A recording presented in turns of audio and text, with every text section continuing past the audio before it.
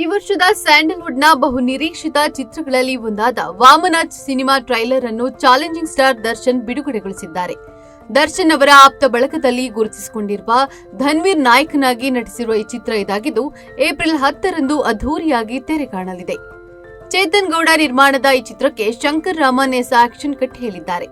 ಇದುವರೆಗೆ ಭಿನ್ನ ಪಾತ್ರಗಳನ್ನ ಮಾಡುತ್ತಾ ಬಂದಿರುವ ಧನ್ವೀರ್ ಈ ಸಿನಿಮಾದಲ್ಲಿ ಮಾಸ್ ಅವತಾರ ತಾಳಿದ್ದಾರೆ. ಆಕ್ಷನ್ ದೃಶ್ಯಗಳಲ್ಲಿ ಮಿಂಚಿರುವ ಅವರು ತೆರೆ ಮೇಲೆ ರಕ್ತದ ಹೊಳೆಯನ್ನೇ ಹರಿಸಿದ್ದಾರೆ. ಜೊತೆಗೆ ತಾಯಿ ಸೆಂಟಿಮೆಂಟ್ ಕೂಡ ಚಿತ್ರದಲ್ಲಿ ಇರಲಿದ್ದು ಭಾವನಾತ್ಮಕ ದೃಶ್ಯದ ಝಲಕ್ ಕೂಡ ಟ್ರೈಲರ್ನಲ್ಲಿ ಕಂಡು ಬಂದಿದೆ. ಇನ್ನು ಸೋಷಿಯಲ್ ಮೀಡಿಯಾದಲ್ಲಿ ಟ್ರೈಲರ್ ಹಂಚಿಕೊಂಡ ದರ್ಶನ್, ನಮ್ಮ ಪ್ರೀತಿಯ ಹೀರೋ ಧನ್ವೀರ್ ಗೌಡ ವಾಮನನಾಗಿ ಏಪ್ರಿಲ್ 10ರಿಂದ ನಿಮ್ಮ ಮುಂದೆ ಬರಲು ಸಜ್ಜಾಗಿದ್ದಾರೆ. ಚಿತ್ರದ ಟ್ರೈಲರ್ ಸೊಗಸಾಗಿ ಮೂಡಿ ಬಂದಿದ್ದು ಜನ ಮೆಚ್ಚುಗೆಗೆ ಗಳಿಸುವಲ್ಲಿ ನಂಬಿಕೆ ಹೆಚ್ಚಾಗಿದೆ. ಕನ್ನಡ ಸಿನಿ ಪ್ರೇಮಿಗಳ ಪ್ರೋತ್ಸಾಹ ಮತ್ತು ಬೆಂಬಲದಿಂದ ಈ ಚಿತ್ರವು ಎಲ್ಲೆಡೆ ಯಶಸ್ವಿಯಾಗಿ ಅಬ್ಬರಿಸಲಿ ಎಂದು ಆಶಿಸುತ್ತೇನೆ. ಒಳ್ಳೆ ಕನ್ನಡ ಚಿತ್ರಗಳಿಗೆ ನಮ್ಮ ಸೆಲೆಬ್ರಿಟಿಗಳ ಪ್ರೋತ್ಸಾಹ ಎಂದಿನಂತೆ ಸದಾ ಬೆನ್ನೆಲುಬಾಗಿ ನಿಂತಿರಲಿ ಎಂದು ಬರೆದುಕೊಂಡಿದ್ದಾರೆ.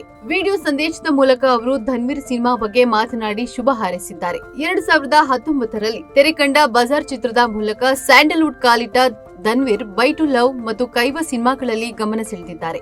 ಅವರ ಮತ್ತು ಚಾಲೆಂಜಿಂಗ್ ಸ್ಟಾರ್ ದರ್ಶನ್ ಆಪ್ತ ಸ್ನೇಹಿತರು ಹೌದು.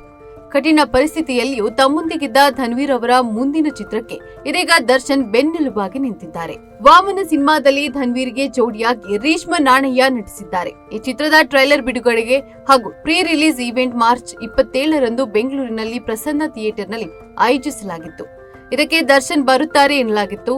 ಆದರೆ ಕೊನೆ ಕ್ಷಣದಲ್ಲಿ ಪ್ಲಾನ್ ಬದಲಾಗಿ ಅಭಿಮಾನಿಗಳಿಗೆ ನಿರಾಸೆಯಾಗಿತ್ತು. ಅನಿವಾರ್ಯ ಕಾರಣಗಳಿಂದ ದರ್ಶನ್ಗೆ ಬರಲಾಗಲಿಲ್ಲ.